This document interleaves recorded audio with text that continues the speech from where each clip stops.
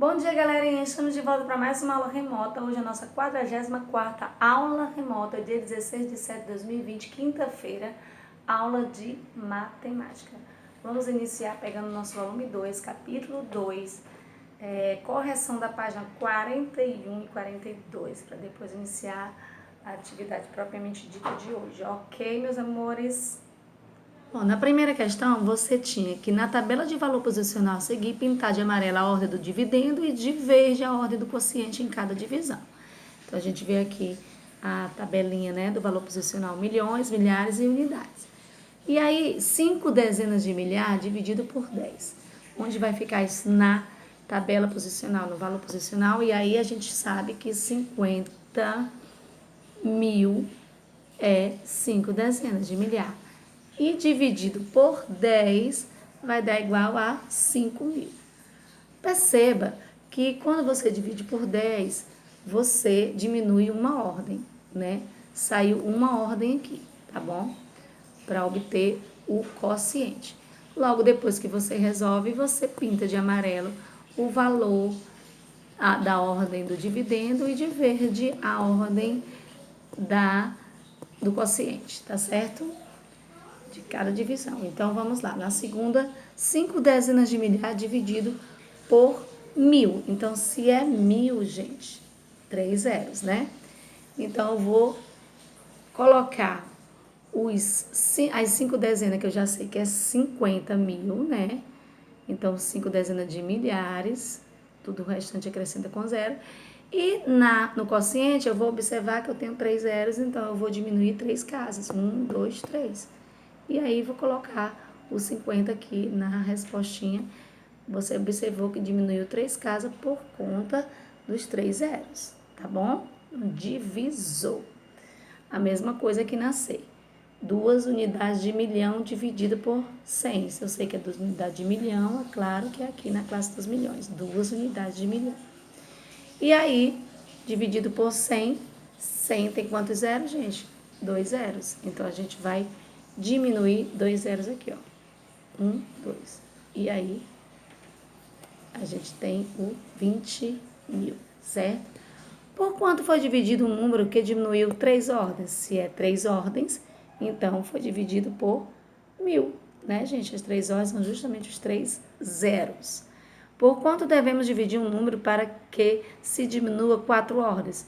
Se foi 4 ordens, claro que foi 10.000, porque 10.000 tem 4 zeros, gente, é de acordo com os zeros. E aí na página 42, continuando a mesma coisa, gente, resolvendo mentalmente. Se eu tenho 250.000 dividido por 10, eu vou tirar... Eu tenho um zerinho aqui, né? Vou tirar um zerinho aqui. Pronto, só é isso. E aí fica quanto, gente? 25.000, não é isso? Aqui, 250.000 dividido por 100, eu vou tirar quantos zeros, gente, aqui? 2 zeros. E aí, vou ficar com quanto? Isso, 2.500. E aqui, tenho 3 zeros, né? No 1.000, 3 zeros, então vou tirar esses 3 zeros aqui. Vou ficar com quanto, gente? 250. Na D, eu tenho 250.000 dividido por 10.000. Então, quantos zeros eu tenho aqui? 4, né? Ó, 1, 2, 3, 4. Então, vou tirar os 4 zeros aqui. E vou ficar simplesmente com 25. É isso? Aqui,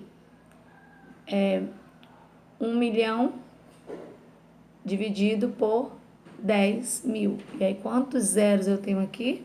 4. Então, vou tirar os 4, 0 aqui e vou ficar apenas com o número 100. Não é isso, gente? Aqui, 1 milhão dividido por 1.000, eu vou tirar os 3 zeros aqui, ó. E aí, vou ficar com que número? 1.000. Muito bem. Veja uma interessante propriedade da divisão. Parti da divisão, 12 dividido por 3 e multipliquei dividendo e divisor por 2.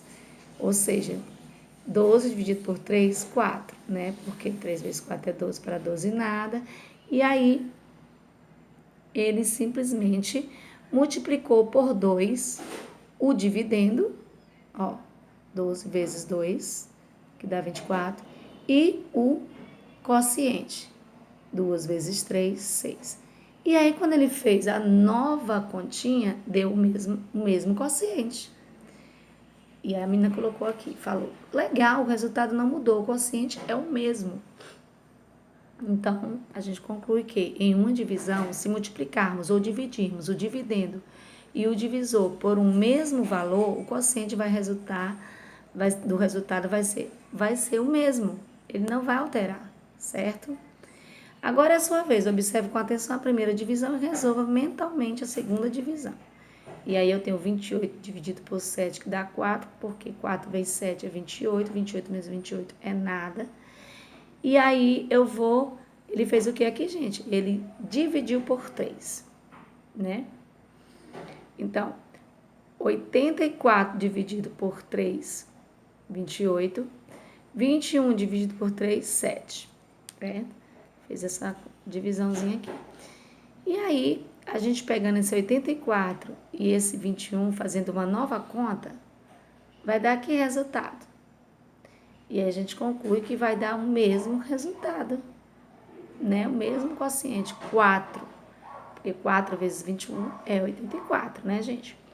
Como a segunda divisão foi obtida a partir da multiplicação do quociente do divisor da primeira pelo mesmo número, então o resultado da divisão é o mesmo, ou seja, 84 dividido por 21 é 4, não se altera, ok?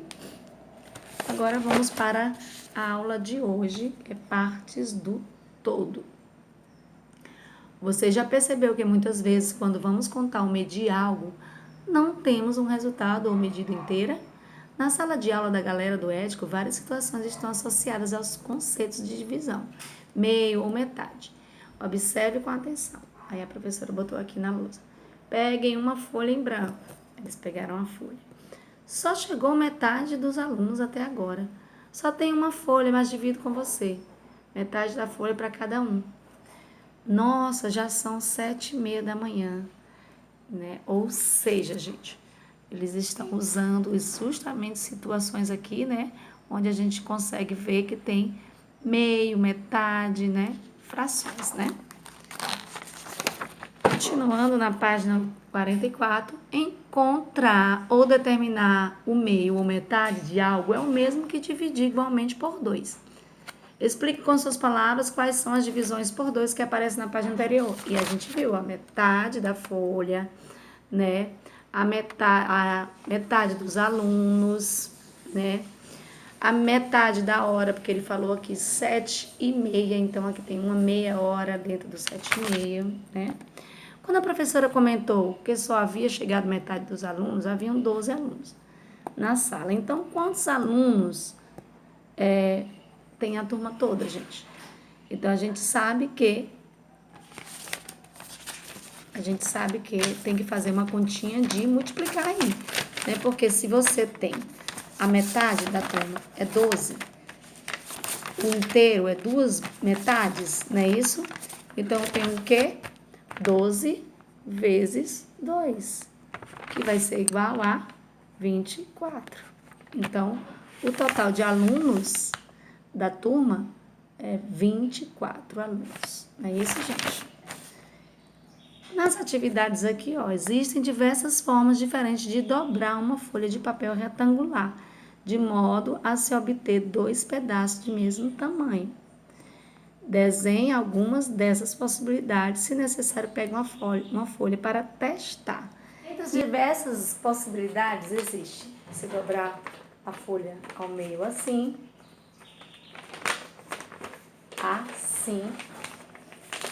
né? Assim.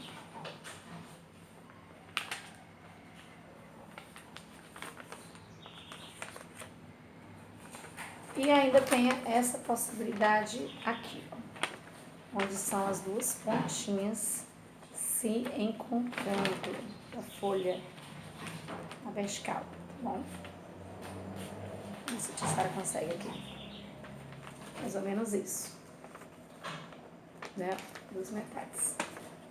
Essa linha vertical. Ó, em desenho fica assim, né? dobrada no meio, na horizontal, na vertical, na lateral, né? E ó, na ponta com ponta, certo, gente? Seguindo, pinte a metade de cada figura a seguir. Então, isso aqui é muito fácil, né, gente? A gente já sabe que a gente pintar a metade é dividir no meio, né? Então, se eu tenho 6 partes, vou pintar 3. Se eu tenho 2 partes, vou pintar 1. Se eu tenho 8, vou pintar 4. Se eu tenho 12, né? 1, 2, 3, 4, 5, 6, eu vou pintar 6, não é isso? Determine quanto é metade de R$ 40. Então, já sei que é 40 dividido por 2. Vai ser 20. Metade de 24 balas. 24 dividido por 2. Vai ser 12 balas. Metade de um dia em horas. A gente já sabe que uma hora tem 24. Um dia tem 24 horas.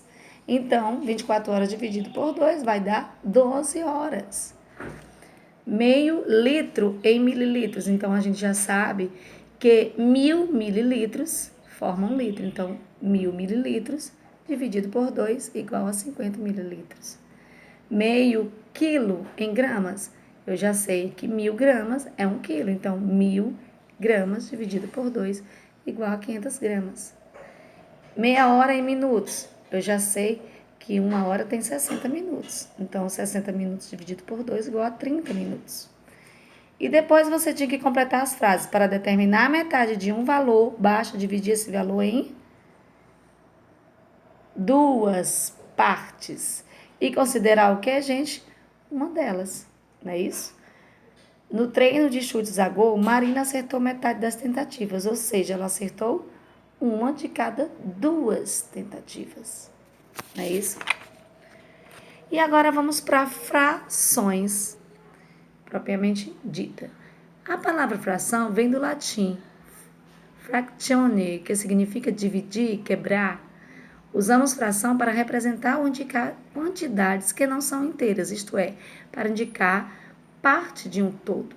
Veja alguns exemplos. Então, a gente tem aqui a metade de uma folha, a metade da hora, né, de um dia, né, metade de uma hora, a metade de um pedaço de metro, né, meio metro, que representa um pedaço do metro.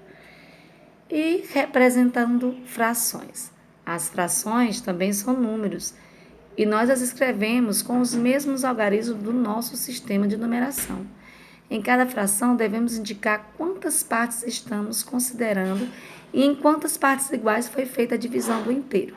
Veja a fração que representa a metade da folha. Então, 1/2, né? O inteiro, o número de cima chama-se numerador e indica a quantidade de partes que estamos considerando. Na fração sempre se separa com um traço. E o número de baixo a gente chama de denominador, que é o que indica a quantidade de partes que o inteiro está dividido, certo?